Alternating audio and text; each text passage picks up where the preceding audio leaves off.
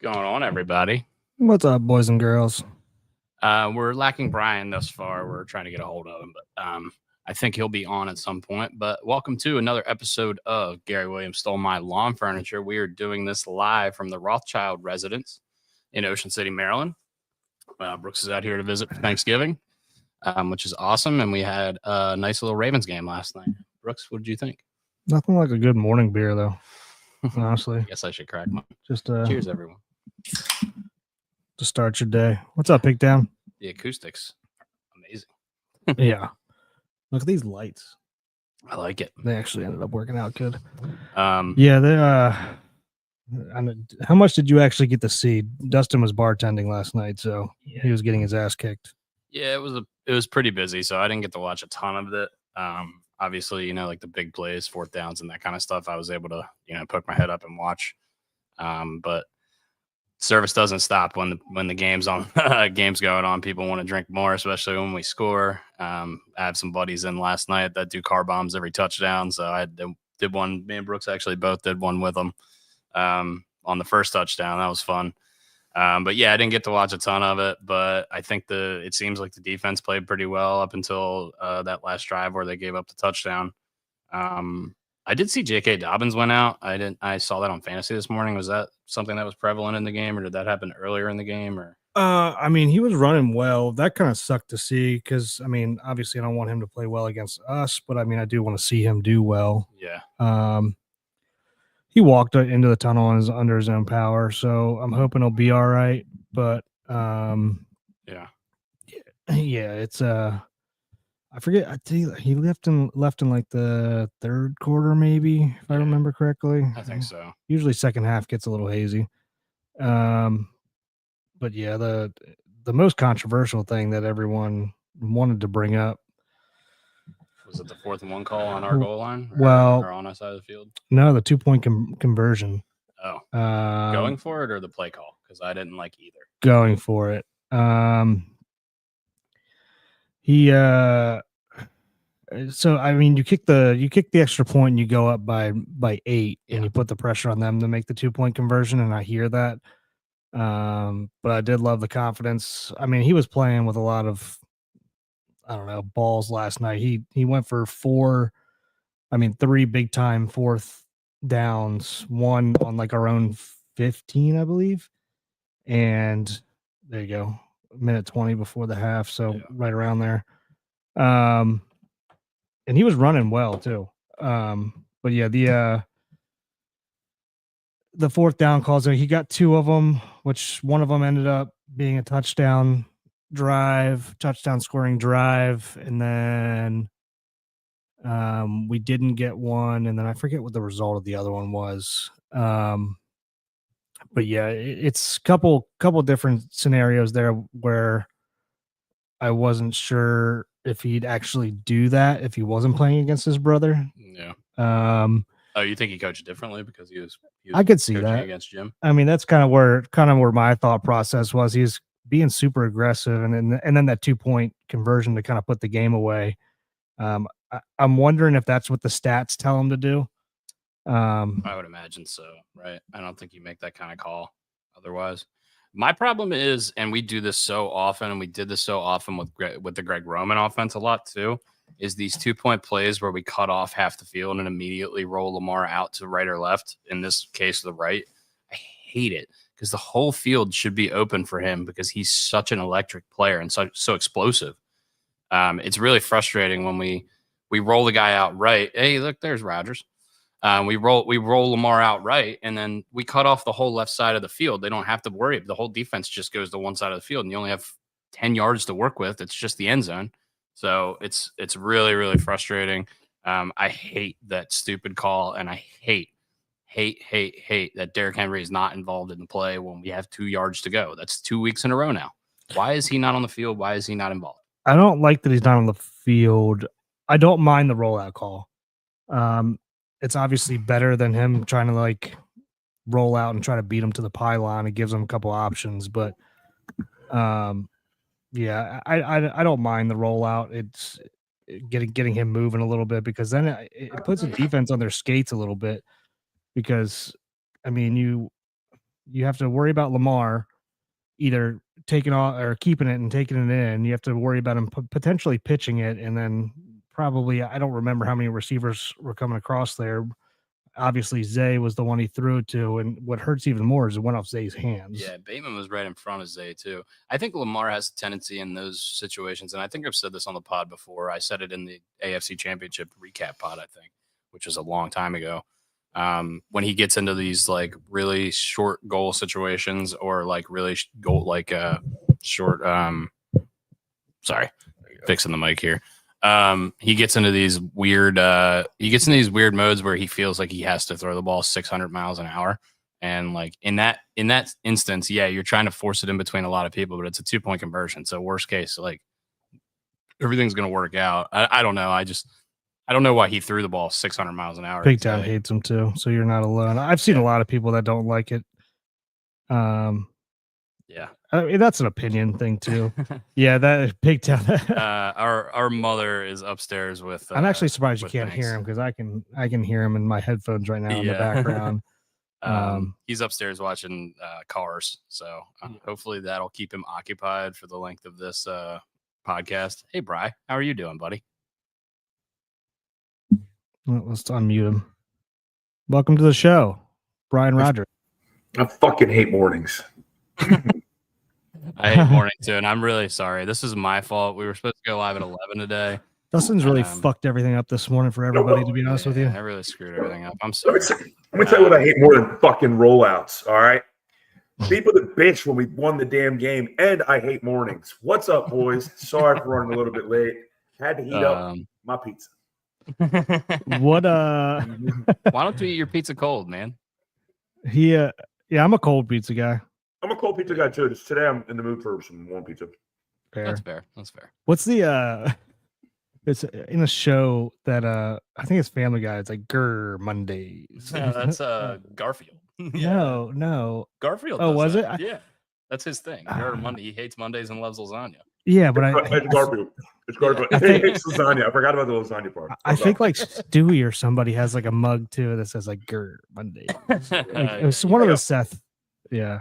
Well, I'm deviating from the distance I got going. I'm deviating. Why do we have to start at 9 today? What do you guys got going on? So I was stupid, and the girl I work with, who was supposed to work day shift today, she's a single mom with 4 kids. So every time she asked me to switch, I automatically just say yes. And I actually was like, oh, we have a bunch of family in town. Maybe we'll be able to eat dinner as a family, not thinking at all about the podcast.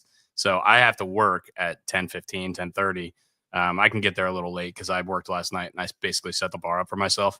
So we don't open till 11, and it's not going to be busy today anyway. I don't think during the day. But I just completely came out of my mind that we had to do the pod today. So it's totally on me. But I was just trying to do a favor for a coworker. So that's why we're early. But that's what you get for helping people. That's what I get. Just trying to be a good guy, and it ends up blowing up my face. That's the story of my life a little bit. Well, I don't like you this morning. I don't like your coworker. I love her kids. Never met her. Never met her kids. Can't hate the kids, but no, you can't. We'll suck it up here for you guys. How's travel getting out there, Brooksy? Surprisingly smooth. What's going on? Surprisingly smooth, which is, if you watch this podcast, which is out of the norm for me. Yeah. Actually landed early. Can you believe that shit?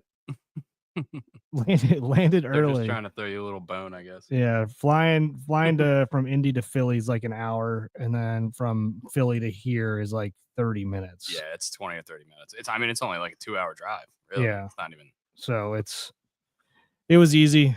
No mechanical issues. Don't talk about it here. Don't talk about it here. You're only here Actually, travel-wise.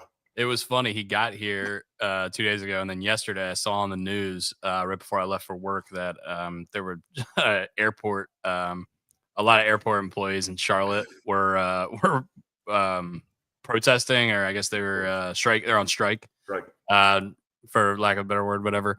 And the 2 places that fly into Salisbury, Maryland, are Philly and Charlotte. And usually we try to go through Charlotte because the Philly airport is nothing in comparison to the Charlotte airport. It's just a lot more convenient, easy, and cleaner, really. But anyway, Yeah, I saw that the Charlotte employees were on strike, and I was like, God, thank God he did not go through Charlotte and they're on strike. That would have sucked. You would have throat chopped somebody. Oh yeah. in Charlotte, yeah. Oh yeah. I put this stat up on the screen that Pigtown put. Bills fan informed him this morning. Ravens are 21-18 when Lamar has 28 or more pass attempts, 48-8 when he has less than 28 attempts. I think that makes sense. Given game script, if we're running the ball well and we have a lead, we're going to be continuing to run the ball better. So when you have a lead, you're going to run the ball more. He's going to throw less. I do think there's a little bit to be taken from that. Maybe just run the ball a little bit more. Try to be more consistent with it, even when you're down early in the game. Yeah, don't deviate from the game plan like so quickly. Like if it's 10-0 in the first quarter, it's the first quarter. Right? Yeah. And they were talking last night. I mean, love them or hate them.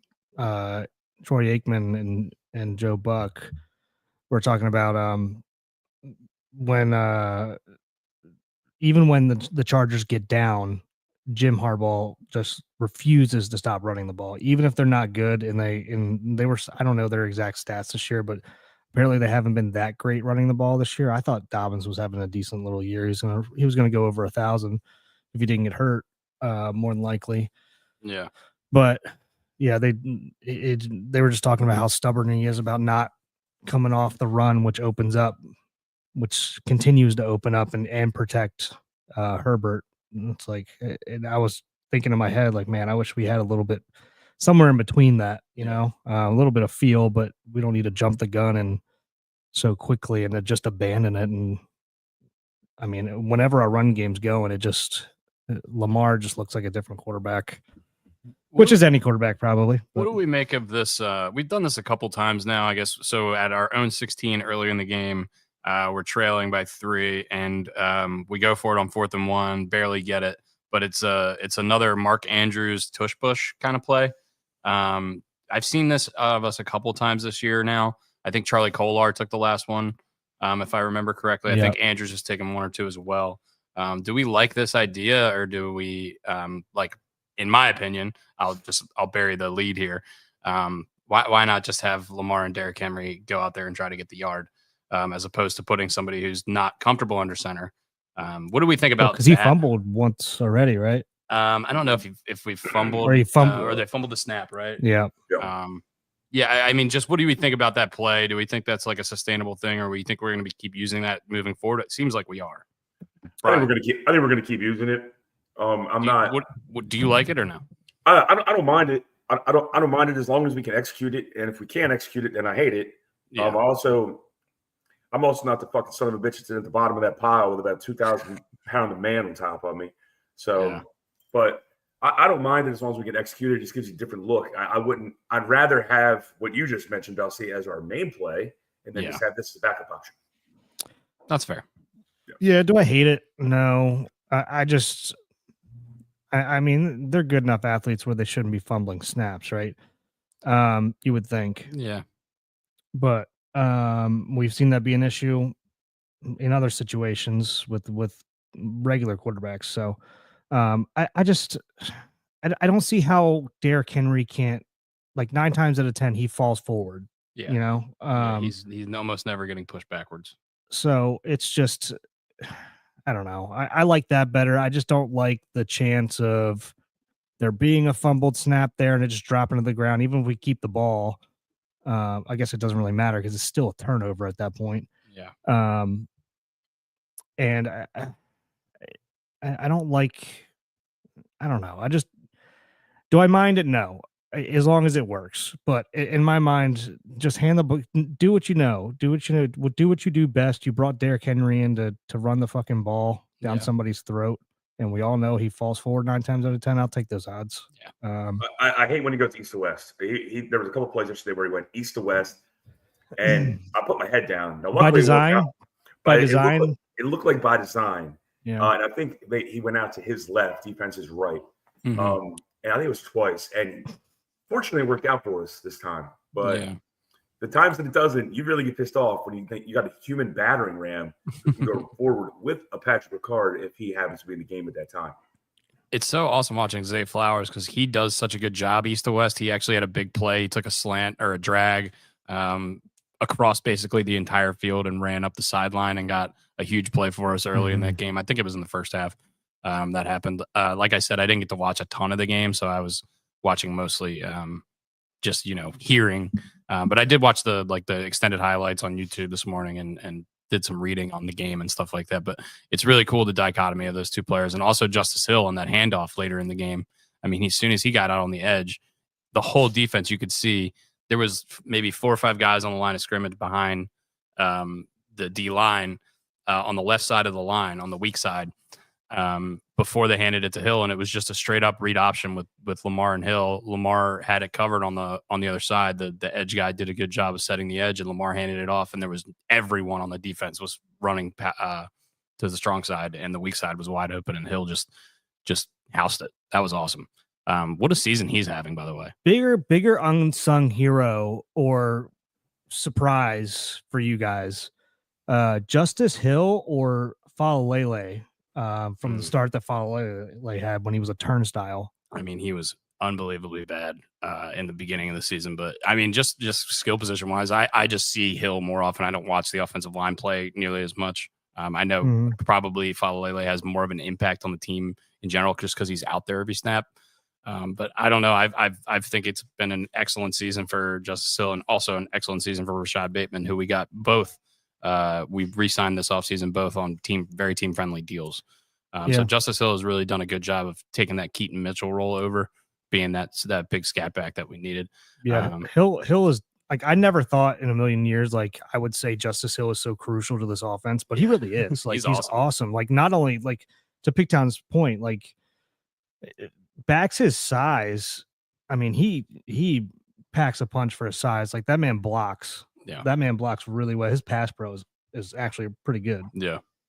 I mean, I think he's done a great job. I think it was a great win for the team. I think that's a playoff team. I think they're 100% going to be playing football. We could see them in the playoffs again. Deep in the season. They're likely going to be a wild card seed or wild card team, especially being in that division with the Chiefs and the Broncos, who we'll talk about in a little bit. Yeah. Who have kind of emerged with the Bo Nix resurgence or surgence, however you want to. So do the Ravens just need to go through Jim Harbaugh in the playoffs to win a Super Bowl? I think that would be, I think that's great. That's a great idea. Seems like that might be the trend if they get in. Brian, did you have anything that jumped out at you from the game last night that we haven't touched on, or anything you want to discuss, basically just Ravens wise or division wise, or what do you think about the team? No, I mean, last night I was going to actually kind of pose the question to you guys and any of the viewers that want to chime in. If you had to rank yesterday's game and how the team played as like an all-encompassing ranking, what would you give it? I was probably going to give it a 7.5. Yeah, I mean, based on the defense gave up a garbage time TD at the end, but I think the defense has really improved, especially the secondary. I mean, Ladd McConkey's been running crazy all year. He had 80 yards, but that offense is pretty good. Herbert's 21 of 36 for 218, no touchdowns. Yeah, I mean, I wish we forced a little bit more. If we forced more turnovers on defense, I would say, or just any last night, I would say higher. But I would say 8. Good for the defense, and I feel like our offense is clicking. I would pretty say much 8 because I mean, besides that garbage time touchdown, which we were pretty much in prevent. Yeah. When's the last time we gave up a touchdown? It's been a lot of snaps or a lot of quarters. 3 weeks. Yeah. Which is awesome. I mean, it's good to see. And Tre'Davious White. And missing Roquan Smith, you'd think that would have a huge impact negatively on our defense. Great point. Board, Welch, Harrison. Board, number 49. I forgot that guy existed. I know. Somebody else out there. I mean, they freaking stepped up last night. They played well. Really impressed with them, actually. Since Eddie Jackson was waived this week, but since the Eddie Jackson game and Marcus Williams started taking a step back, they've given up 0 passing touchdowns. Also, funny how that works, huh? Nate Wiggins looked great last night. Based on the small amount that I saw, he made a couple of big plays. He made a big hit, a bang play where the guy caught it and he forced the drop by hitting him at the same time. That was a huge play in that game. Also, he's the new version of Marcus Peters. You think so? You like that? He's the new version of Marcus Peters. You think he's that much of a gambler? He's a gambler and he talks shit. I like So, that. Yeah. So if I'm giving a grade, I'm with you, Dustin. I'm 8 or 8.5 because I love how good the defense is playing right now, and it was relatively clean on the offense side. Besides, like the 2-point, the going for that 2-point conversion and missing a 4th and 1, but that's more coaching that I'll put on the offense. Special teams, pretty good. First clean game that we've seen in a while, honestly, in terms of like all three sides of the football. A lot of penalties in the first half. It seemed like the first half, the Ravens in general just didn't quite gel, and then the second half they kind of took over, which has happened. But yeah, I saw a lot of little like illegal formation. I saw definitely a lot of PIs on the last drive that they called. That the fucking leg whip. Yeah, on Ricard. The phantom like going low, which was ridiculous. Like he I don't even know if he made contact with the guy. No, but they're calling they called it literally the penalty was a leg whip because like he missed on like the chop block, if you will. He was going low, and like his leg behind him like whipped around and barely touched him. And even Aikman and Buck were like, that's ridiculous. It's a fact of football, boys. You can't do the nay. All right, you just can't be doing that. So, I was happy to see Tucker played well. Joe, I'm sorry. It's my fault. I was a stupid idiot. I explained it earlier in the pod, but I'll explain it one more time, real quick. I took a shift from one of the girls at work, switching, thinking that I was going to be able to have dinner with my family tonight, and not completely forgetting that we had the podcast. So we're going a little early today. I'm sorry about that, Joe, but we'll figure it out. I just hope Joe has all 4 tires today. Last time we only had 2. Yeah, Joe just had vacation. Joe's on vacation. We need to do an over under. We need to do an over under on his beer intake. I got 62. My number is 62 beers 62. So far. Is that so far or total? So far. Oh, okay, good. Yeah. That's a good. Yeah, he's probably got since when was our last one? Thursday? I think October. Friday. I don't know. Thursday or Friday. Yeah, so since then, so he's still got another 4 days left on vacation. Yeah, and that's a long time to put down some beers. I just started drinking this week, last night, really. So yeah. Rookie. All right, yeah.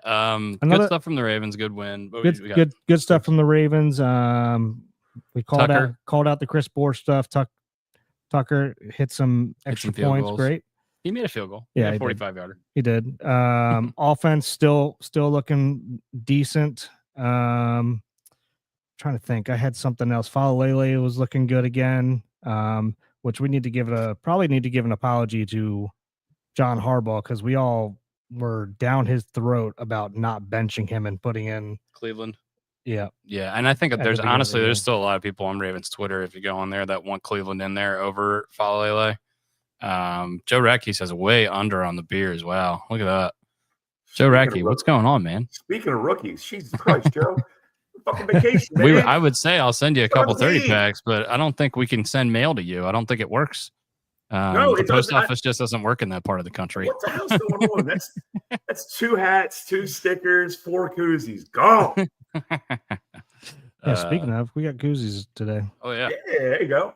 Gary Williams stole my lawn furniture. I'm using my laptop. This isn't a gripe or a bitch. I mean, it's a question for the group. Oh, where's Keon Mitchell? He's returning kicks, and that's it. Seems like. That's it. Yeah. Is it just because Justice Hill's having such a great run right now? It has to be. Yeah, I mean, I think Justice Hill. I don't think you can take time away, take snaps away from him. I just don't see it at this point. I mean, the way he's running the ball right now, I just don't. It doesn't make sense to me to mess that up, really. And good for Keaton Mitchell. He came back from a tough injury, and maybe he'll get more involved down the stretch.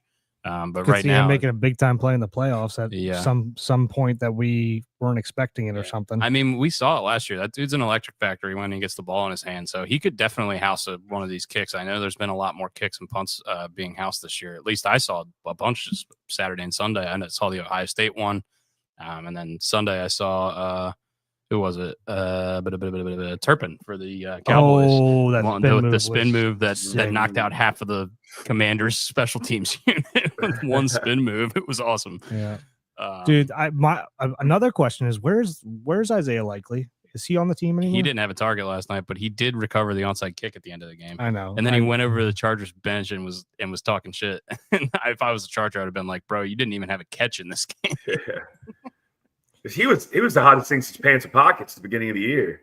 Yeah. Well, we thought everybody was pumped up about him making a return at some point this season. Yeah. And they said they were going to keep slowly integrating him. I mean, it's been a slow burn. I mean, this is what the third week he's been back, and yeah, he's pretty much he's been pretty much a no-go, especially fantasy wise, which is fine. Yeah, I mean, Andrews has really come on. So that in the early part of the year, Andrews wasn't really doing much. You mean Justice Hill?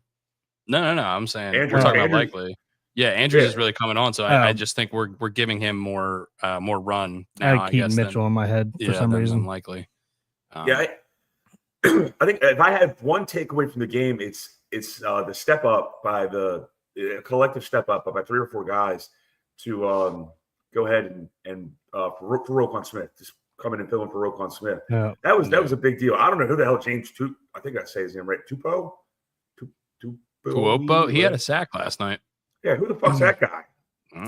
They we dominated their offensive line, which was kind of surprising. Yeah, were Alt and Slater both healthy in that game? Did they both play? Alt played. Alt played for sure.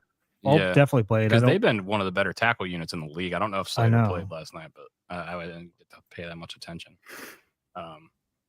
But he's a practice squad guy that they elevated. Well, good for him, man. He got practice. He got on the field, got a sack. Some good money. For him. Yeah, got some money. Yeah, made a little bit of money, some incentive money probably. Yeah, let's talk about the rest of the board. I think we did enough on Ravens, Chargers, the Harbaugh. I don't know if you guys knew that John Harbaugh and Jim Harbaugh were brothers. It didn't get shoved down your throat all week like it got shoved down all of our throats all week. It is really awesome and it's cool. It's such a cool thing. I mean, if did the packet get returned or just lost twice? I don't know. That's up to Brian. He's got the tracking numbers, but once again, I don't know if Brian knows what a tracking number is or how to use it. It's about 9 to 10 digits long. It's got a little pound sign in front of it, by the way. And when did a pound sign become a fucking hashtag? It's some fucking, Twitter. Yeah, how did some blonde asshat in California all of a sudden one day on Twitter just decide to make it a fucking hashtag? That's exactly correct. Exactly what happened. Some kid riding a rice rocket. You figured it out. Yeah. You cracked the code. Cracked the fucking Sherlock. code, split me out over here in Baltimore. Let's talk about Pittsburgh Cleveland, the blizzard game. Unexpected. We did say on the podcast it was going to be weather, but I said it was going to be like a rain snow mix. That's what the forecast was, at least. I mean, in the first quarter the field was green, and like halfway through the first quarter the field was completely white. Cleveland basically dominated the game. They were winning the whole time. They ended up winning 24-16, I believe. Really good job by Cleveland's defense stepping up. Chubb had 2 touchdowns. Russell Wilson, not great, not horrible.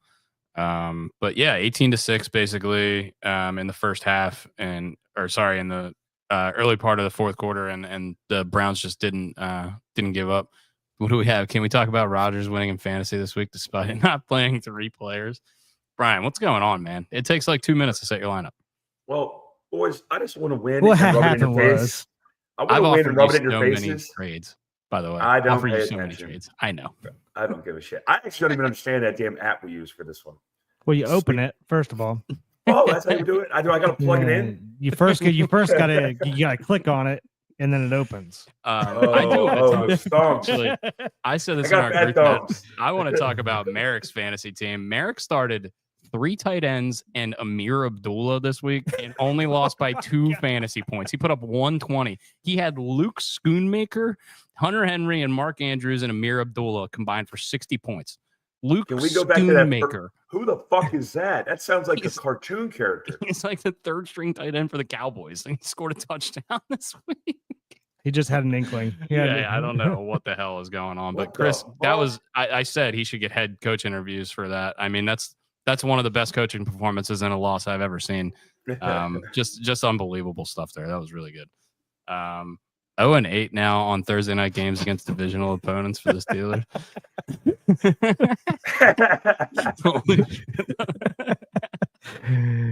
Yeah, Brian doesn't even open the app. So yeah, Brian doesn't open the app. Chris has got no talent except for, I guess, Luke Schoonmaker, who's talented as shit. What happened? Quick answer. No talent. I had to like auto draft our draft. Yeah, you were running the air raid. You didn't get a running back till like round 8. I know. Death from above. Someone was like, you drafted like 7 wide receivers back to back in a row. Yeah, you drafted 2 quarterbacks and 6 receivers to start his draft, and I was like, dude, he's running air raid. He's not running the ball at all. The power of Mike Leach coming back from the grave. And then meanwhile, we got Chris Merrick running 13 personnel with 3 tight ends on the board. It's crazy. He's running the I've never seen anything like it. Yeah. If you want to join our league next year, it's easily winnable. Yeah. Well, look, you don't even have to open the app. Dusty's probably your best competition. Yeah, I think I have like 300 or 400 more points than the next closest guy in that league. The only reason Rogers was in it is because we were looking for a 12th to even it out. I believe. Yeah, I think he was going to be out. Now he's in. Yeah. Yeah, I don't have much to say on the Steelers Browns. Ugly, obviously, with the weather, but good for the Ravens. The Steelers taking. They gave us a gift. Yeah, gave us a gift there. Honestly, and we know those AFC North games, they're going to give and take there.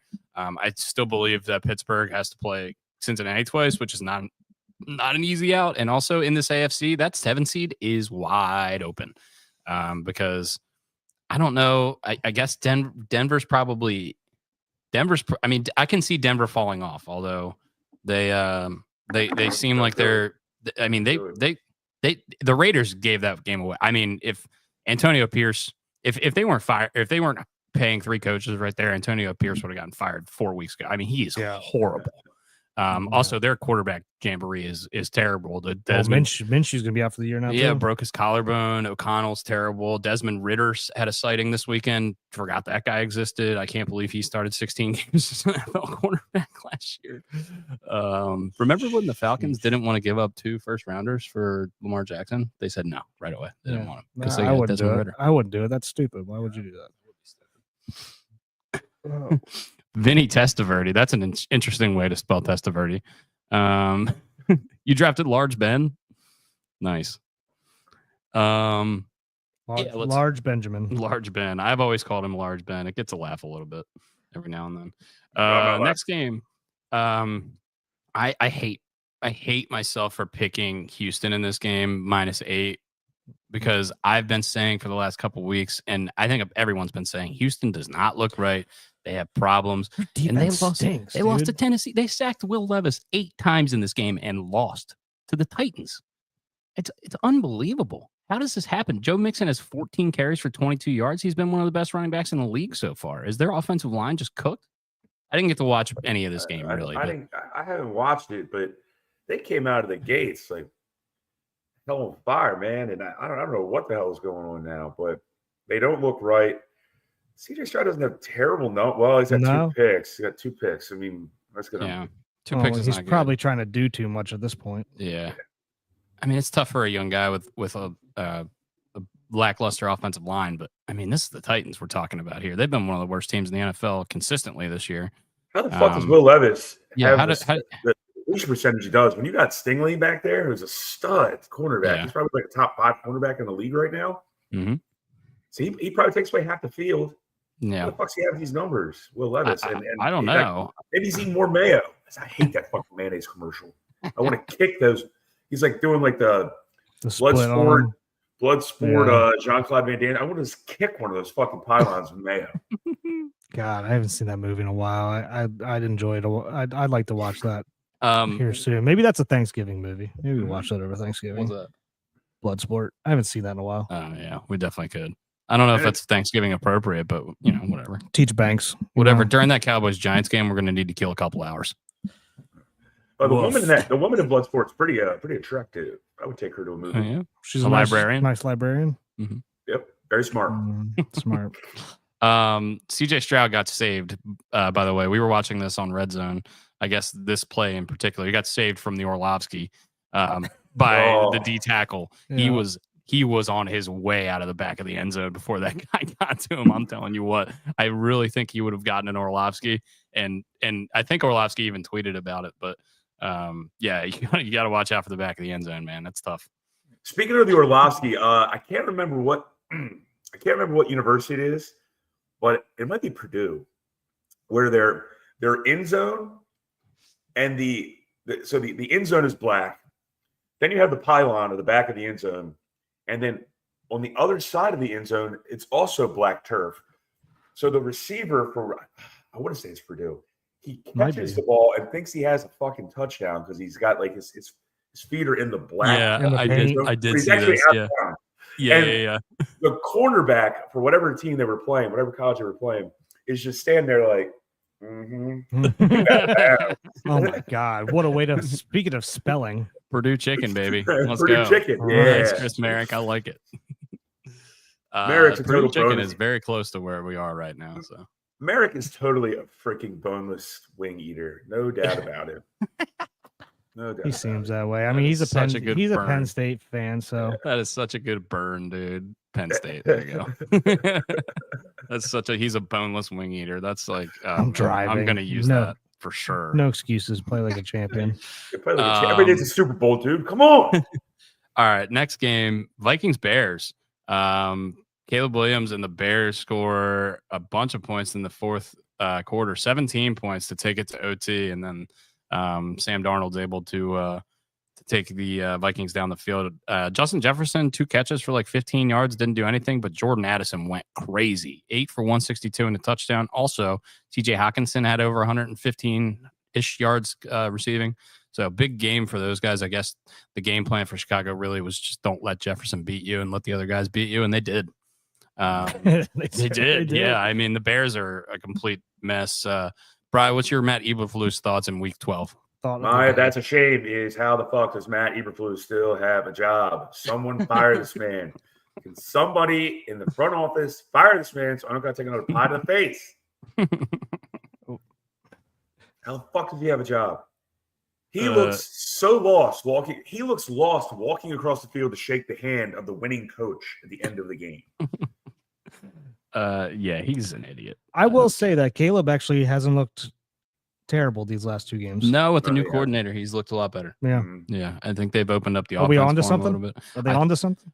I know as a DJ Moore fantasy owner who's been frustrated all year that they've been using DJ Moore a lot more, which, hey, heads up. DJ Moore's really good. Maybe throw him the ball a little bit.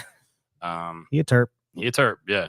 But he was frustratingly bad for the whole season, and I know they wanted to work in Odunze and Allen into their offense, but he's the guy. He's the stalwart in that offense, and he really has proven that over the last couple of weeks. But the Bears, I pronounced the Bears dead last week.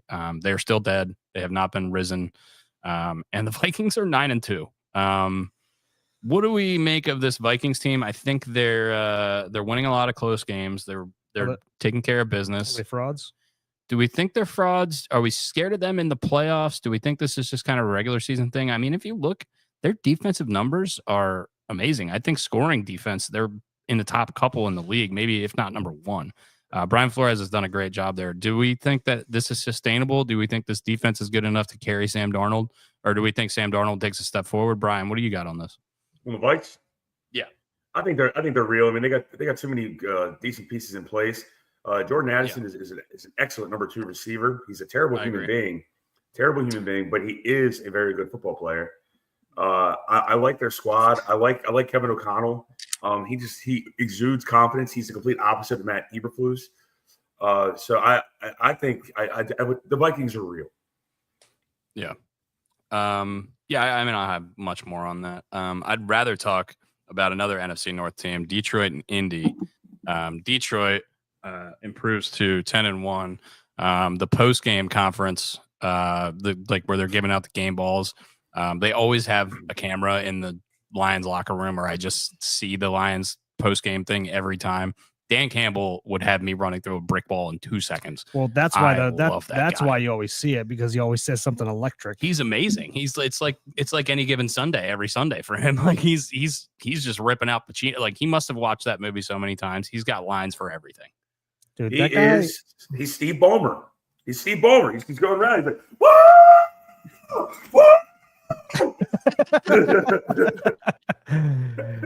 Dude, he literally the amount of caffeine he consumes in a day I mean, just from watching Hard Knocks is Yeah, doesn't he start I with wanna like a say quad shot of espresso or something? yeah, I like that? want to say concerning, but also impressive. I think he chews espresso beans like on the sideline. Like, dude, He has a just quad crunch- shot, red eye, and he dips like a tin a day. The guy, he smokes cigarettes, he zins, like He the probably guy hunts just for he's his ripping, food. dude.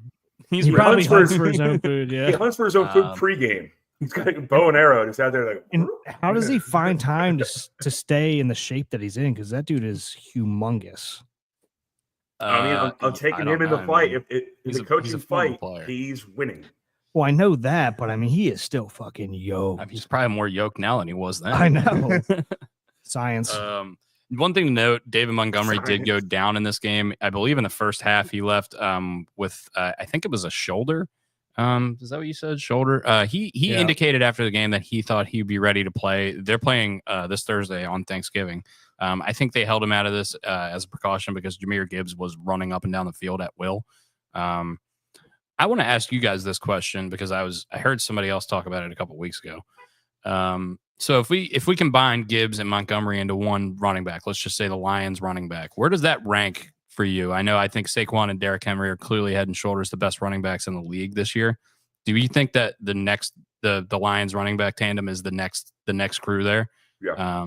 Yeah, I think that's pretty clear, right? Do you guys Yeah, agree with me? Yeah, I I don't can't think think of it's- anybody else off the top of my head. Yeah. I don't think it's a question. If anybody wants to call us out on that, Yeah, please Mixon do. or But Jacobs, maybe. Like Mixon had a bad game this week, though. Jacobs has been pretty good. But yeah, I mean, they're unbelievable. And McCaffrey hasn't looked like himself. We'll get to that a little bit later. There was a period of time with the Steelers when they had Harris and Warren for a couple of weeks. They were doing the Gibbs. Oh, yeah. They were doing the same thing the Lions are doing. Yeah. So, but that's kind of died off a little bit. Yeah. I like the way that the Steelers use Warren. We didn't talk about that, but I talk about that guy ad nauseum. I just like the way he runs. I like watching him play. Men's Warehouse. Yeah, 10 quarters without allowing a touchdown for the Lions. I think that's yeah, that's Can we speaks go- for itself. Can we talk about? And I know this is so off the radar.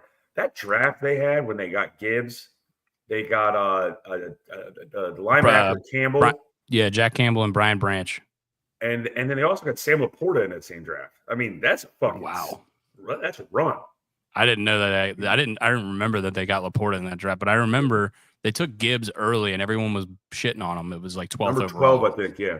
And then they had another pick later in the first round, and they took the linebacker, and everyone agrees that running back and middle linebacker are like the least two important positions on the field. Why are they doing this? Mhm. And then they get Brian Branch, who was supposed to be a first round talent, like 45 in the second round. He's halfway through the second round, and then everyone's looking at their draft like, okay, the top three guys are all first round talents. Like this is a good draft.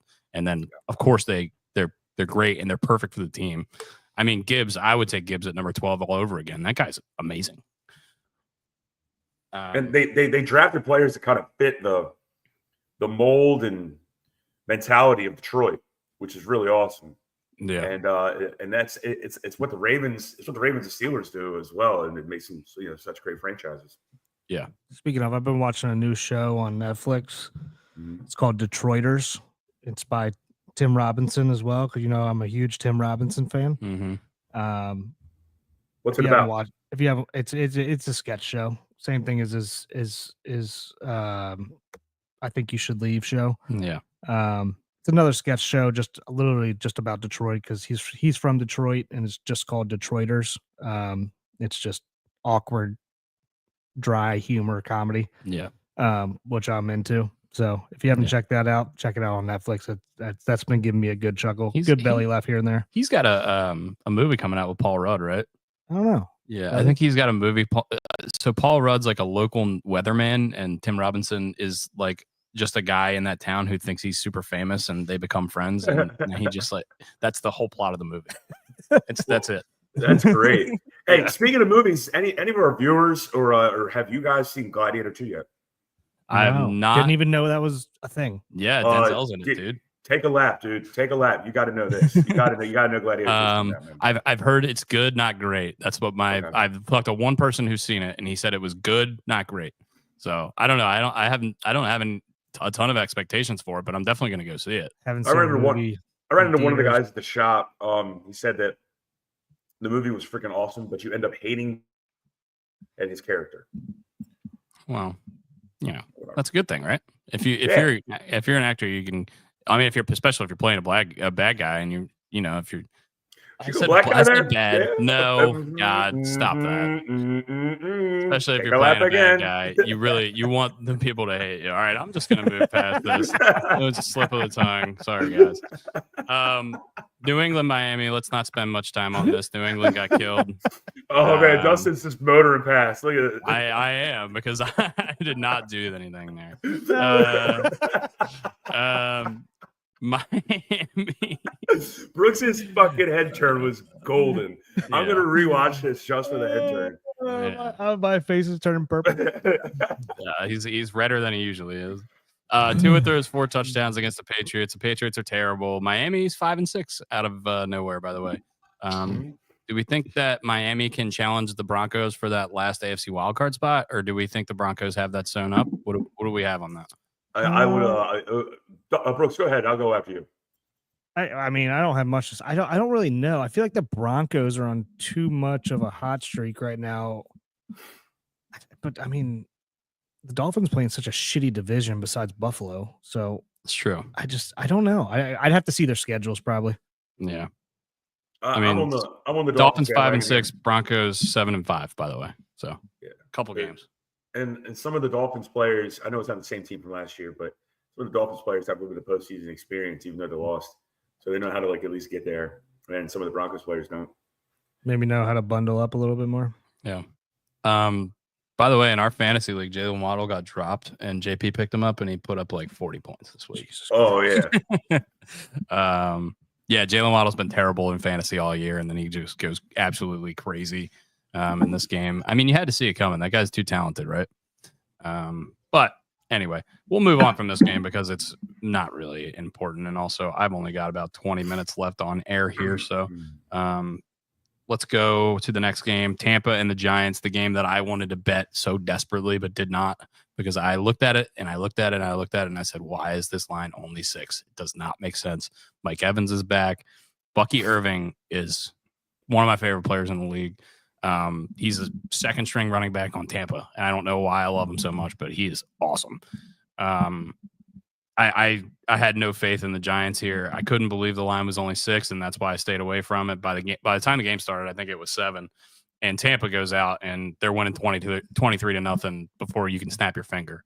They won the first half 23-0. Anyway, go ahead. You gotta love anybody named Bucky. Speaking of which, anyone ever been to a Buc-ee's? I have not.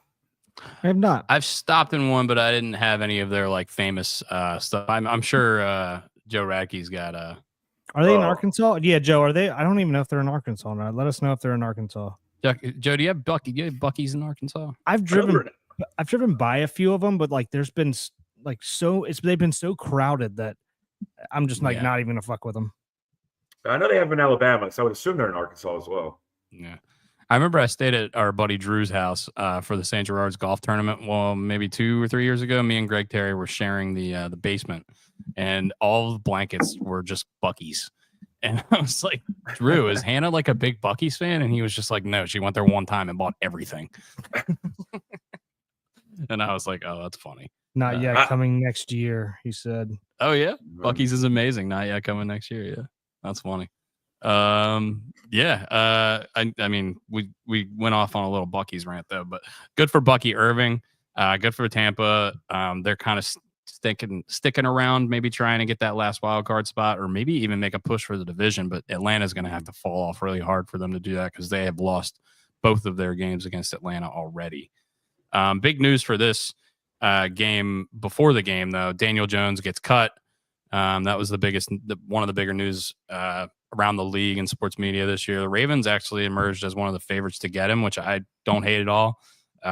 First, the Giants are paying him, so he's going to get a minimum. Yeah, he's basically free. He's an upgrade over the current backup we have, almost certainly, in Josh Johnson. Nothing against Josh Johnson, but that dude's played on 16 teams for a reason. 39 years old. Yeah.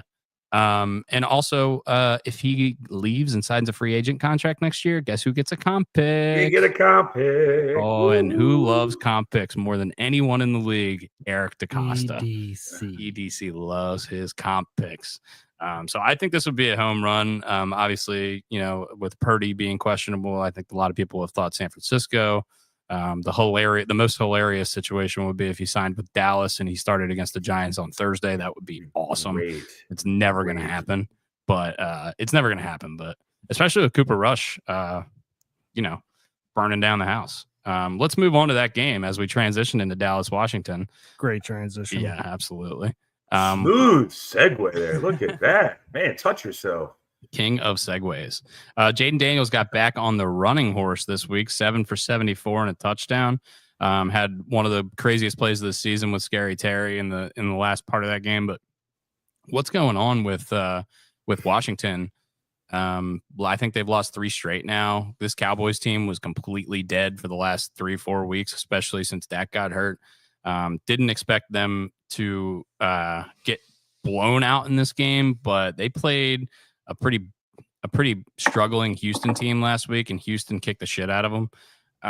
And I thought Washington was going to go in there and make a statement, and they put up 3 points in the first half. What do we have on this, Brian? What do we think happened in this game, or do we have any thoughts on Washington? Do you think that they maybe took a step back in your mind?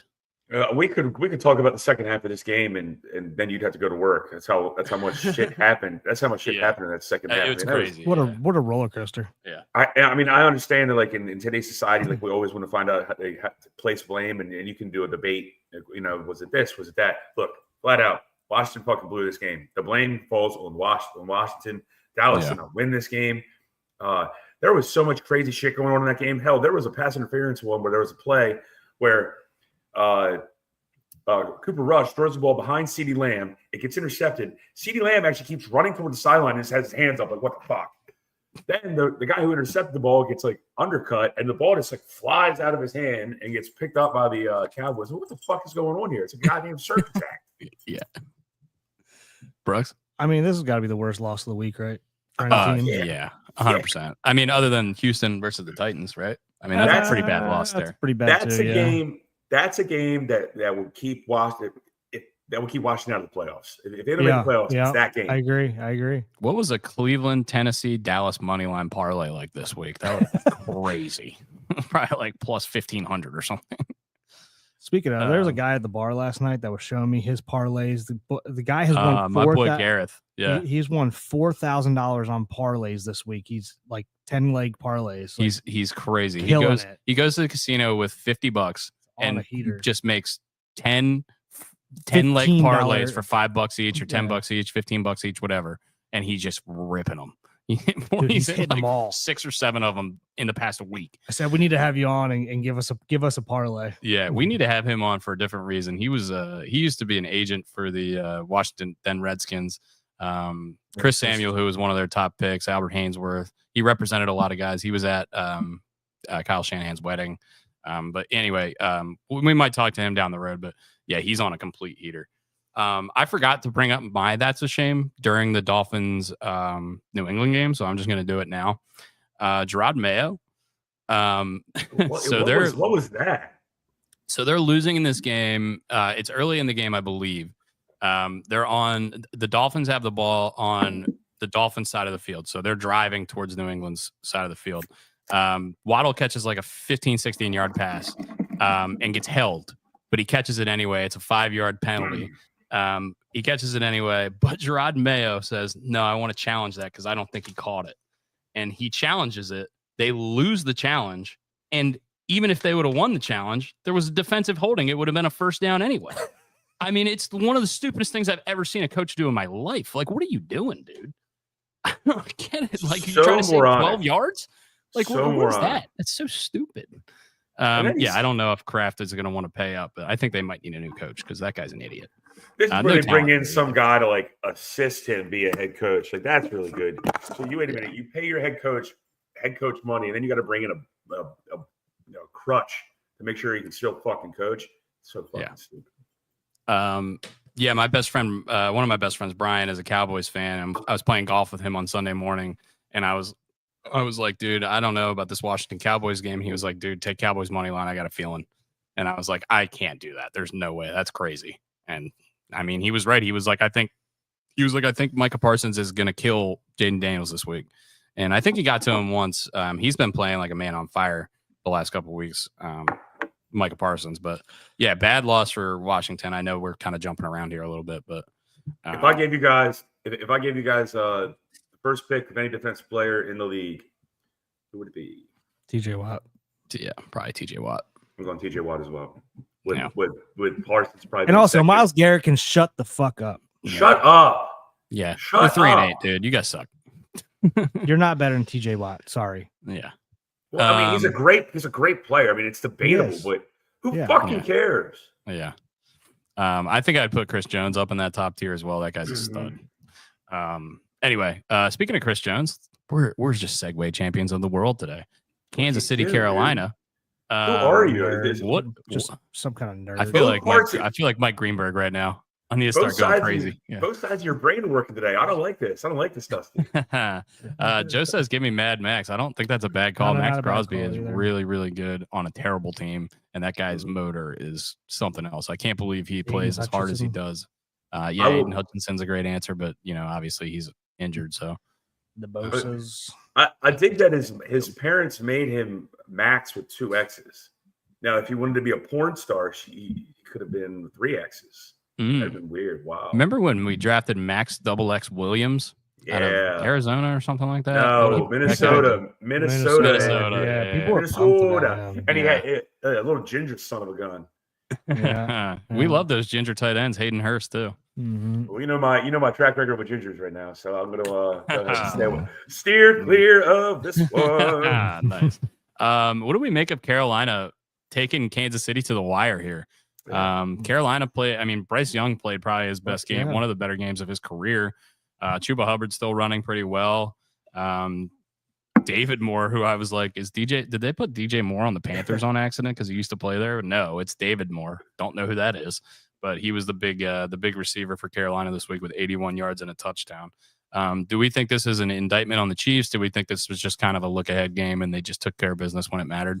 Trap game, and they still pulled it out. Yeah.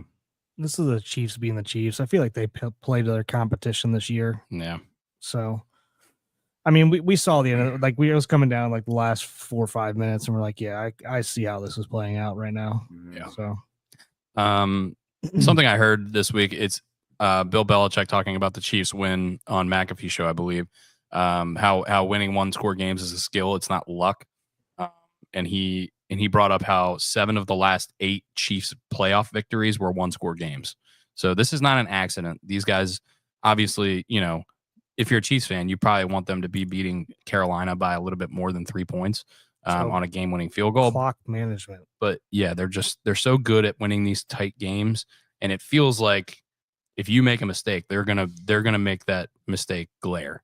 And it just you just can't against them. Like they give Mahomes the sideline, he runs for 40 yards, gets him a field goal position, and they win the game. They make the plays when they need to. But good for Bryce Young for turning it around. Guy lost his job, had absolutely nobody in his corner 5-6 weeks ago, and he's been playing pretty well. The last 2 weeks, yeah, right. He takes some fucking hits. I mean. Yeah, he can't do anything about it. Yeah, there's not much going on that team, dude, talent-wise. He's a little fella, and I mean, his feet are above his head from time to time. They've just thrown him out on an island. Yeah, like here, go out in the middle, go play in traffic, basically. Yeah, I feel like every hit he takes is that hit that Bart Scott put on Achilles Smith, where he just like decleats him and like gives him a new haircut. Like he takes some fucking whoppers. Achilles Smith is not a name I thought I would hear today. Just not. Was not on your bingo card? It was not on my bingo card. Or Chris Malafala. Mm-hmm. Yeah, I don't know. I think you butchered the pronunciation there, though. Oh, he's a black guy. I thought that was my thing. All right. Dick slap is my game. Let's go over this game quickly because Las Vegas doesn't deserve to be talked about. Denver, Las Vegas. This game was stupid. Antonio Pierce is an idiot. Wow. Bo Nix apologist number one. I'll keep saying it. Cortland Sutton, by the way, going crazy the last 4 or 5 weeks. 8 for 97 and 2 tutters here. Good for the Broncos. Their defense is really good. He is such an undercover stud receiver. I mean, just for the last like 7-8 years. Yeah. He's been very consistent guy playing with not so great quarterback talent. As you know, since Peyton Manning's first couple years in Denver. Joe Flacco? Yeah. Joe Flacco Denver experiment did not go well. I mean, Christ, being here in Maryland again and hearing people at the bar saying, "Yeah, I mean, we would win if we had Joe Flacco," and makes me want to punt people here. You have no idea. How do you guys put up with Baltimore and Maryland fans in general? Dude, you should hear the Philly fans down here. It's ridiculous. And that's just like I don't want to say what I really want to say because I think it's closet something there when all these people are talking about. Trust me. And Flacco. Yeah. We'll leave it at that, but I think you guys know what we're talking about here. Arizona, Seattle, the game that I wanted to watch the most today. Not a very exciting game. 16-6, I believe, is the final here. Geno threw a terrible pick, which he does every week. If you bet on the Seahawks, you have to factor in that Geno is going to throw one of the worst throws you've ever seen in your life. Just got to know that going into the game. So if you're going to bet on Seattle, what do you have, Bri? He's Jameis Winston with a bigger forehead. I mean, he keeps both teams in the game at all times. Which is funny because he didn't throw a ton of picks. Was it last year or 2 years ago? No, he had like 30 touchdowns to 3 picks his first year in Seattle when he had that crazy year. He's like super efficient. Yeah. I don't know if it's maybe the offense and they're just letting him just say, "Hey, Geno, just go rip it" or something. I don't know what it is. Smith and Jigba, third or fourth huge game in a row. Well, not huge this game. 77 and a touchdown is nothing to shake a stick at. But Seattle, by the way, takes first place in the NFC West. Now every team in the NFC West is separated by 1 game. All 4 teams. What a logjam that is! Awesome. I did not see the Cardinals being this good. They're my surprise team of the year. Yeah. Yep. You think so? Over Denver? Denver. Or Minnesota. Minnesota. Denver. Because of the confidence I have in Sean Payton and the culture change that he's brought, getting Russell Wilson out of there and his office. I had no faith in Jonathan Gannon. You know how I feel about Kyler Murray and his little legs. I'm very surprised by the Cardinals. He's so fast. I heard that he ran a 4.2 40 in high school and then never ran a 40 after that. That's nuts. I mean, that guy moves. He does. He scurries. Yeah, he looks like he's gliding. He really does. It's crazy. He's Dante Hall with an arm. Throw the football. Good for Seattle. Their defense has really, really stepped up the last couple of weeks. It seems like the interior of their defense is getting a little healthier and getting more experience. Really, Byron Murphy is like the anchor on their defense, and he's played 10 games in the NFL. He is so good. Yeah, he's awesome. I really liked him coming out of the draft. He's the Max Crosby of D tackles. Does not stop moving. Does not give up on a play. He is just high motor. Yeah. Yeah, I mean, not a ton more to say on this game. But yeah, good for Seattle for taking over the division. And there's going to be a lot of NFC West games with a lot of implications, as we have been saying. San Francisco, Green Bay. We found out late in the week that Brock Purdy was not going to play in this game, although earlier in the week saying that he thought it wasn't that much of an issue, being the shoulder. So we got some Brandon Allen, who Joe Radke loves. Did not know he was. I'm assuming he's an Arkansas quarterback. Did not know that. Didn't know who he was. Honestly, I thought he was Kyle Allen because I told Brooks, I was like, he's the guy who played for the Panthers in Washington. He was like, that's Kyle Allen. And I was just like, oh, yeah. Don't know who Brandon Allen is then. But yeah, as Joe Radke has said, Razorback. He's a big Razorback. Slobber hogs. Yeah. Did the Razorbacks win this week? I don't know. I don't know. I think everyone in the SEC lost. Every team. Yeah, what the fuck was that? I don't know, dude. College football is mayhem. Holy right now. shit. Yeah, it was a crazy weekend in college football, and we can talk about that, or you guys can, because I got to go here soon. But let's get to the rest of the NFL games before I have to go here. Wait, how much time? How much time you got left, bud? I got 10 minutes. I got to be at work at. I'm supposed to be there at 10, but I'm right around the corner, and I set the bar up last night, so we're good. All right, I say if you want, we can do the draft now. And no, we'll do the draft. Let's just do the draft tomorrow or Thursday, whenever Thursday morning. You want to do that? Thursday morning? Because that'll be Sure. on Thanksgiving. Probably. Yeah, we'll do the picks in the draft and we'll just get it done with. All right, Or cool. That's tomorrow. fine. We'll find out. Or we can do it tomorrow. Either way. Or we'll just say we're going to do it someday and then do it at a different time. Yeah. like we did this morning. So Brandon Allen plays. Green Bay takes care of business here. They pretty much dominate this game all the way through. Oh, they're 38-10. Oh, are they? Kyle and Radke. oh shit! Look at that. Joe Radke. The Allen brothers. Look at that. Is Josh Allen one of the brothers? He's a Wyoming guy though. Yeah. They must have had a lot of footballs in that garage. That Oh family. yeah. Holy shit. Yeah, good for the Razorbacks won. Hell yeah, Joe. Go Razorbacks. Oh, You guys bowl eligible yet? Did they play? was that a dig? Did you just take a dig at Joe? No, it wasn't dig. Oh, It wasn't a dig. They're playing in the toughest conference. dude. Playing in the What? toughest conference in college football. Dude.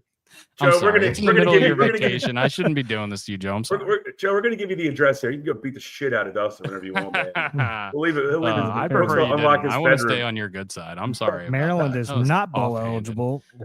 We know that for sure. No, we don't need to talk about them. They suck. McCaffrey does not look like McCaffrey. That's the biggest takeaway I have from this. And I know Brock Purdy didn't play. And I know Green Bay. Honestly, I don't think Love looked very good in this game either. But Josh Jacobs just went crazy, had 3 touchdowns. George Kittle still did his thing. But McCaffrey, 11 carries for 30 yards. And that's his 3rd game back. And he still doesn't look great. And I know no Trent Williams, that's tough. No quarterback, that's tough. They're probably going to be looking to stack the box against you and make the backup quarterback throw. So I get that, but it just he doesn't seem as explosive. When he gets out in space, it seemed like he was never going to be tackled, and now it just doesn't feel that way anymore. Do you guys see the same thing, or am I crazy? Yeah, I mean, everything you said is spot on. I watched some of this game, and they never threw the ball out to him in the flat, kind of like pass to run. Yeah. I thought that might be a play, or maybe the defense is also looking for that. I don't know, but I figured that would have been a play given that they were stacking the box. I mean, I can't believe they got boat raced by Green Bay. Yeah. Like, because I don't think, We've got questions about Green Bay at this point, right? I mean, Love has not looked great for 6 or 7 weeks now, I think. Yeah. Since that injury. Yeah. Well, since he threw 4 touchdowns in the one game. Yeah. Yeah. Christian Watson also gets the Marquez Valdez-Scantling Award for just being wide open and never catching the ball. Dude, yeah. I mean, just he's Clifford Franklin. He's Clifford Franklin. He cannot catch the ball. I don't get it. He's wide open all the time. He can't catch the ball. And he should wear 2 pair of those performance-enhancing gloves. I mean, what the fuck is going on? Coach, you know this don't look natural. It's like I just jacked off an elephant. All right, Sunday night. Fell asleep with like 10 minutes left in this game. But Cooper Kupp won me my fantasy game after I fell asleep. So good for him. This was the Saquon Barkley statement game. This game, I think, probably sealed Saquon Barkley as the offensive player of the year if he wasn't already. He's definitely the favorite now. I think his MVP odds jumped from 60-1 to 6-1 in one game. He had 302 all-purpose yards, 255 rushing yards. Those are both franchise records for the Eagles. Absolute maniac. Also, the first guy, I read this, first guy in NFL history with 2+ 70+ yard touchdown runs in the second half of a game. Nobody's ever done that in the history of football. Unbelievable stuff from Saquon Barkley.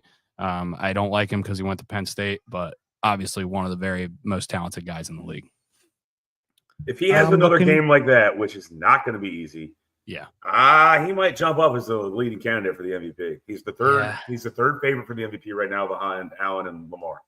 Yeah, I'm not looking forward to playing him this week. No, we're on a short week, and now we gotta worry about him, AJ Brown, and Devontae Smith. Smith didn't even play this week. That's just crazy. I thought that was going to be a little bit of a blow for their offense, but it didn't end up mattering. Good for them. They've really gotten it back on track. And I've said it week in, week out, but they've really gotten it back on track. For the Rams, I mean, this is not good. They've looked like they've been struggling. Their offense is moving the ball, and I like that. I like Jared Verse a lot. I like their defensive front has played a lot better than I thought without Aaron Donald. But still, they're really going to struggle. And the Eagles really kind of exposed them, I think. Yeah, I mean that's all of the games we have. What did we think overall, or do we have any other thoughts on NFL Week 12? I know you guys are probably going to talk a little bit after I have to go, but I got about 2 minutes left here, so let's just get final thoughts for here. Not really. My huge takeaways were those 2 terrible losses. Yeah, I'm still worried. 3 if you count Pittsburgh against Cleveland. Yeah, that was a night, gift. That was game. nice. Yeah. I'm still not writing off the Bengals, even though I think they have like 11% chance to get into the playoffs. Yeah, they got to run the table. What's up, girl? What's up? And this is my last day with Miss Dixie before she gets her new home. So I want everyone to say hi, Dixie, and bye, Dixie. I love you. I love you. Oh, so, Dixie, we're gonna miss you. We took Miss Dixie around. I had a date last night with my girl right here. Yeah, I took her around Canton and bought her a steak dinner, and we got some pictures of a bunch of people. I'll post them in a little bit. Yeah. I wish the wording on the sign was a little bit better because it looked like she was like dying. She's not dying. Yeah, she's not dying. Yeah, it said Dixie and Daddy's Last Supper. So everyone's like, "What's going on? Is she okay?" And I'm like, "Oh, she's just going to a new home." Yeah. How's Dixie take her steak? Rare? I got a medium well. I didn't know what to do. I like to be mid rare, but I got a medium well. I got a ribeye. I mean, you could give it to her raw. It'd be fine. But anyway. but now all she's doing is farting all over the damn place. So it's a backfire. That's good. She's taking after Daddy. All right, bye, Dixie. All right, Dixie. You have a good day. All right, guys, I do have to sign off here. I don't know if you guys are going to keep going for a little bit or whatever, but we have gone through all the games. Good week 12. Thank you guys for working with my schedule. I'm really sorry I made a stupid decision, stupid mistake, but it probably will happen again. I was going to say it won't happen again, but it probably will. If this is the biggest mistake, you make all week, I think you had a good week, man. Yeah, I agree. And we still have a lot of viewers. Thank you guys for watching, and thanks for paying attention and getting up early with us to talk some Ravens and some NFL. Yeah, and Dusty, just before you roll out, just let the viewers know and get it on the record here. Next week I have a young lady from the National Alliance for Mental Illness. It's called NAMI, is the acronym for it. Coming on to probably about 10-15 minutes to talk about some mental health stuff that we've been harping on. Since day one, basically. So just to let everybody know that if you want to get some mental health advice, some triggers, things. If you have any questions, send them in like general, and she'll be given generalistic information and answers to provide people if they have a friend or if they are going through any kind of mental health stuff to assist. Yeah. This has been a passion project for Brian since we started this podcast, and it's really helped out his buddy Mike that he mentioned last week. So this is something we're all really excited about. Yeah, we joke around and we fuck with each other quite a bit, but I mean, this is something we take pretty seriously. Yeah, so. And it really matters, and it's a really awesome thing. So. That'll be, like Brian said, next week at some point. We're not 100% sure on the dates yet because we got a lot of travel stuff going on with the holidays, but we'll lock that down and get the information out to you.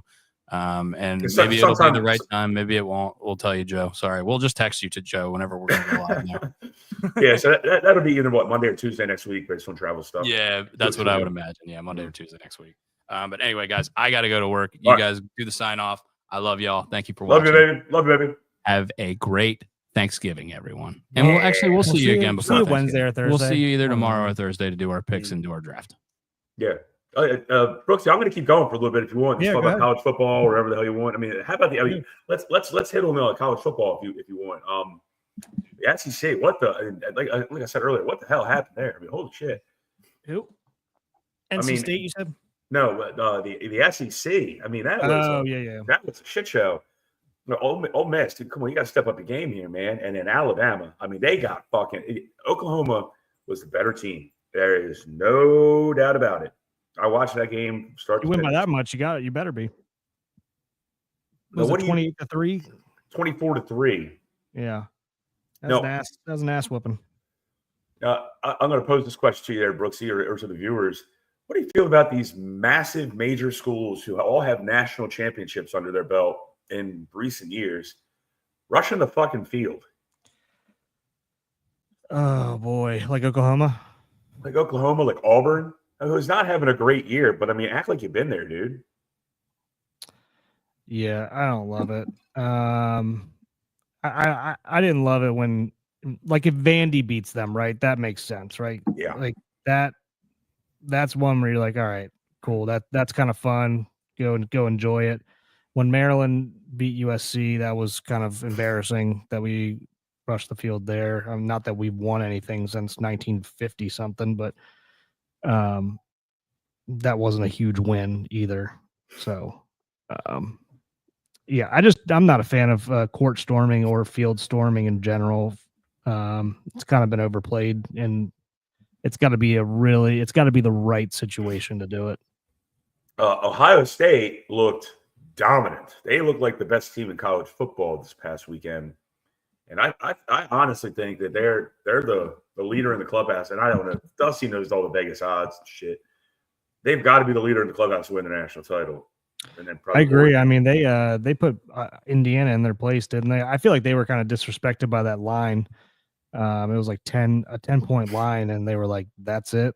All right, we're gonna run this shit up." Then their defense looks stellar. I mean, the quarterback in Indiana is he's got to be hurting. Yeah. I mean, that was their test game to see if they were for real. Are they for real? Maybe, but they're still not Ohio State. So yeah. They might be able to compete with a couple other teams, big name teams, but I don't see them. I still think they're going to make the playoffs, and I think they should, probably. But yeah, I don't think they'll make any noise in the playoff. I don't foresee it. Which is, I mean, I live in Indiana now, so it's nice. It's nice to see everyone getting excited about it, and it kind of brought back fans to the football team, the football program. So yeah, Chris Merrick, Indiana hadn't played anybody with a decent record before then. I agree. But still doesn't matter to me. I mean, if you're 10-0, you're 10-0. I mean, you got to get there. You can't control who you play. I mean, you make the schedule, but you, like we said on here before, you make this. The coach 8 to 10 years ago made that schedule. Yeah. So. But did you watch any college football? Not a ton. I was on daddy daycare that day. I was really just following the Ohio State IU game just because that's my wife's college, obviously. So I was following that pretty closely. Other than that, not really. I didn't watch any of the Maryland game, really. I know they got beat like 28-14 or something. I forget what it was. They stink. They just stink. Yeah, this could be his last year. We'll see. Loxley. Even though he did great at first. I mean, we're keeping some talent that we need to keep instead of letting him walk out the door, but maybe not the right talent.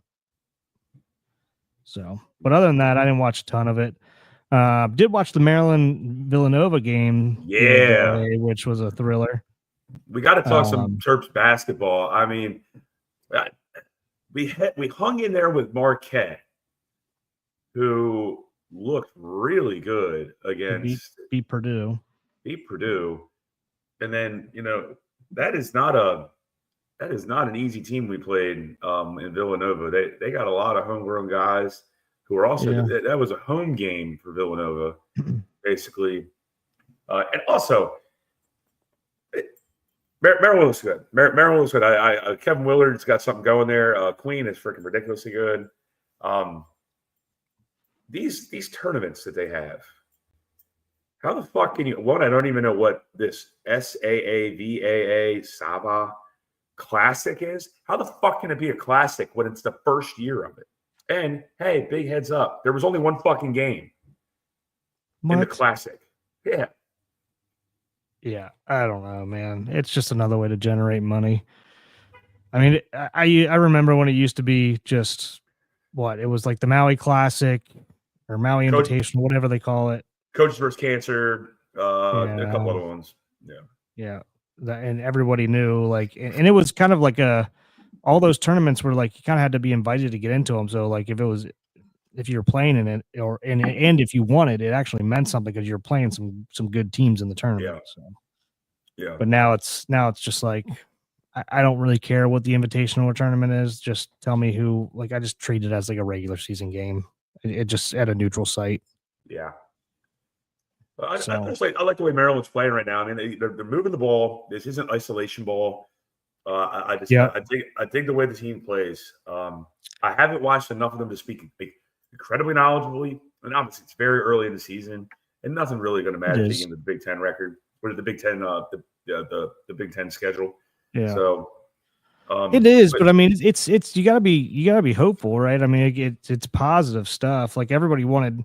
Willard was great as his first year, and then last year we took a dump, and everyone wanted him fired all of a sudden, and now he gets some more of his guys in there. And it's, I mean, I guess you can't really say like somebody gets his guys in there since you can pick up people willy-nilly at this point.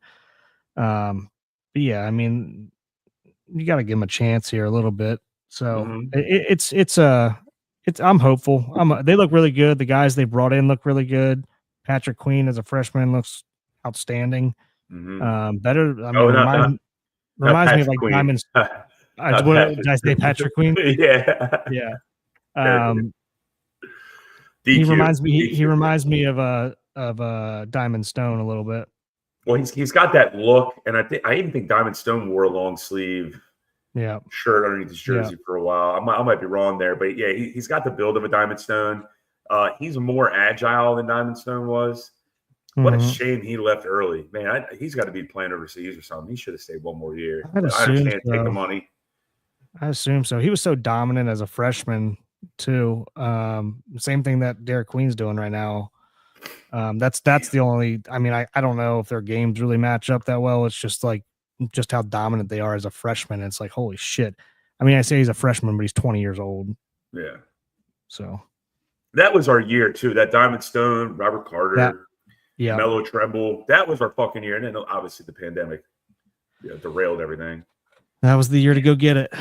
Yeah. So anyway, so what do you got going on for the rest of the day, my man? Today I am probably going to do a little bit of work, and my aunt and uncle just got into town for Thanksgiving as well. They landed last evening, so we're probably going to head over there and see them and go get some lunch. They live in San Diego, so I don't get to see them too often. So yeah, looking forward to honestly just hanging with a lot of family this week and trying to get work done, but that's been tough.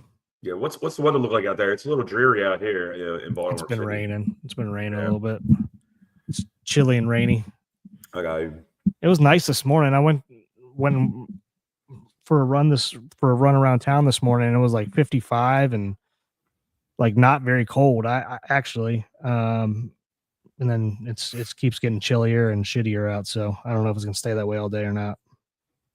My nose has been running from this weather. I mean, it's like warm one day, then it's cold the next day. It's warm one day, it's cold. It's in my body doesn't know how to fucking react to it. So like, I didn't know a human body could make as much mucus as mine has in the past like month. Yeah, my son's going through it right now. He's got an ear infection. So shit. He's just got snot in his sinuses constantly. So it's that time of year. Fuck. Yeah. I've seen my mom go through ear infections where she's basically eating baby food or like applesauce because it hurts so bad to chew. Yeah, we had him in the hospital for 3 or 4 days last year from it. He got tubes put in and everything. So we'll see. Knock on wood, we'll see. But other than that, what do you got going on? Today's my off day. Monday's usually my admin day where I get a bunch of stuff done around the house. Today's Tuesday. I know. So Monday's my admin day. So today's kind of like a fuck around day. So I'm going out with a couple friends tonight, going to dinner at Verity here in Baltimore City, in Canton. It's like a like Neapolitan pizza joint. Really, really cool spot. And then just kind of hanging out with friends. There's some crazy lady just said IU with a heart. I don't know who that is. Sorry about your Hoosiers. Yeah, must suck See to suck. See you tomorrow, crazy lady. You got to sleep next to her, man. I wouldn't be saying. I wouldn't be talking any shit. Yeah, not till tomorrow. She don't come. Okay. She doesn't fly until tomorrow. I'm here, but just me and Banks flew in on Sunday, and she had to work the last couple. Somebody's got to work around here, right? So she had to work the last couple of days, and she flies out tomorrow morning. Awesome.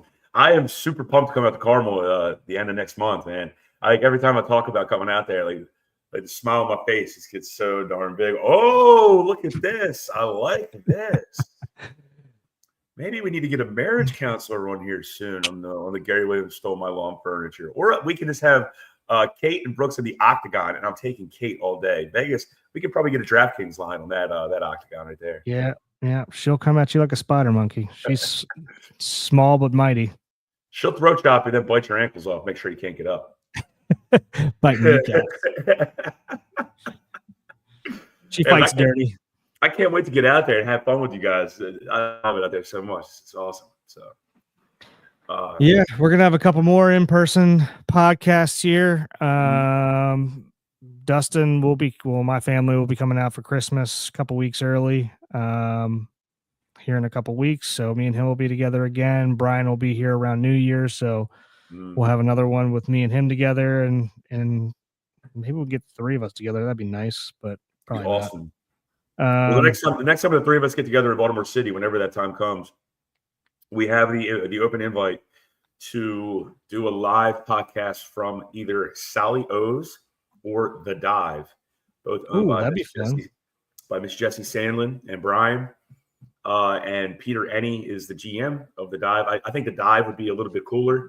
They're both great establishments, but The Dive's got a nice little setup, kind of more our cup of tea, very nostalgic with like their cups, like their glass cups for water. It's all like old cartoon characters. I don't know where Jesse found those, but they're freaking awesome. Like mine had Gargamel on it the last time I went to The Dive.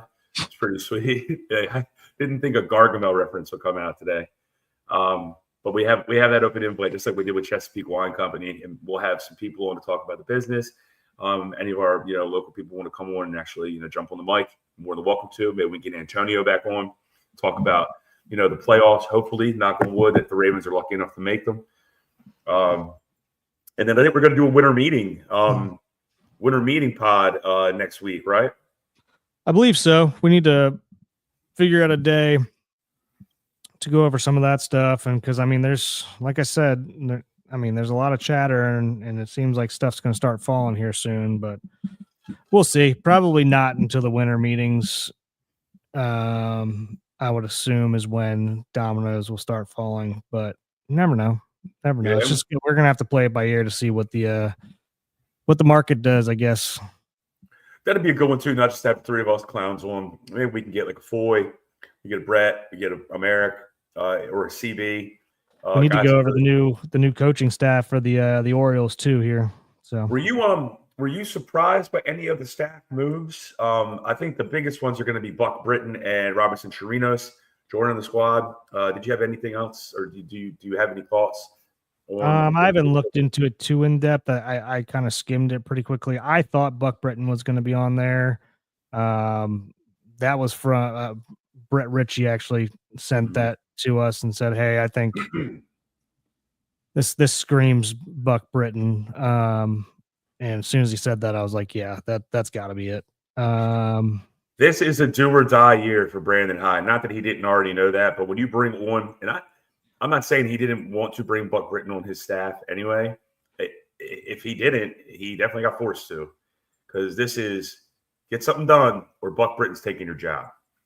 Yeah, I tend to agree. For sure. It's something we definitely need to go over on that podcast to kind of put a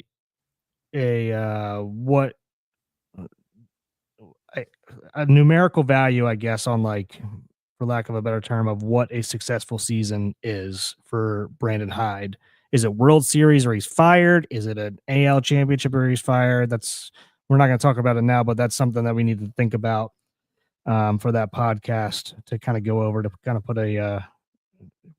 give that what is actually the expectation here, or you get fired. So Yeah. Because I'm still a Brandon Hyde fan. So sorry, So, Marylanders. So but I'm in the minority. It's football season right now. We'll continue to focus on that, but we will have the Winter Meetings podcast. And other than that, I mean, I don't really have much else to go over today. I just don't want to vamp and waste people's time. But I like that you two were together out there in I almost said in Indy, in Ocean City. How long are you guys staying out there? I'm assuming you're going to head back like Friday, Saturday. You probably head back Sunday. Friday. Yeah, Friday. we head back Friday. So we'll do the pod either tomorrow or Thursday, like we said, for our picks and our snake draft. And if something else pops up in between there. So but yeah, we'll keep you we'll keep you in the know. We'll put something out on social media. If you follow us or subscribe to our channel, you'll get a little notification. So you know that we're going live at a certain time. Like today, we put something yesterday up that we were going live at 11. Then last minute we had to change because one of our stupid co-hosts can't think straight. But other than that, we'll let you know. So I think said stupid co-host, well, he couldn't think straight that he made the updated time change. He was on point today. I mean, he was free flowing at 9 a.m. I'm the complete opposite. I'm just starting to wake up now. Yeah, he didn't roll in the door until like 2:15 last night. So I'm surprised he was up and at him this early. Mm-hmm. But so, yeah, I would like to have asked him how busy the bar was out down there. Were you at the bar? Yeah, I stopped over there for the game. Busy? And yeah, it was super busy. He really didn't get to stop and watch that much. He said he rewatched it this morning on like the highlights of the game, or I guess the main plays or key plays or whatever. Mm-hmm. So I mean, obviously he could listen to it the whole time. He was listening to it, but just couldn't actually watch. But I gotta get out of here. I can hear my son screaming upstairs. I gotta relieve my mom. So but other than that, I'll let you sign us off. All right, guys. Thank you for watching. Once again, we got a bunch of viewers now. I really appreciate that. I mean, we started this off. We'd have like 5, 6, 7, 8 viewers. Now we're in the 20s, 30s. Really appreciate you guys for watching, hanging out, whatever platform you follow us on. Awesome. Thank you guys so much. We're a bunch of morons having some fun. It's a video happy hour basically, and any kind of fan interaction that you want to provide, please do. We will do the best to acknowledge you guys as we can, while still trying to keep this podcast on the rails. I hope Banksy feels better. As I say every week, I do this podcast. I like to be with my friends. They love me. I love them. They help me out with mental health. We're going to have the mental health person on next week, which is going to be fantastic. It's only going to be like 15, 20 minutes, maybe 30. Go over it. If you have any questions or anything you want to ask her, please go ahead and send them in the chat or text us directly, and we'll go ahead and ask as many as we possibly can. But mental health's a big thing. Love these guys. We'll see everybody either tomorrow or Thursday before Thanksgiving. See you guys. See you, Brooksy, Dusty. Have fun. And I love you guys, man. See you, boys. Love you too.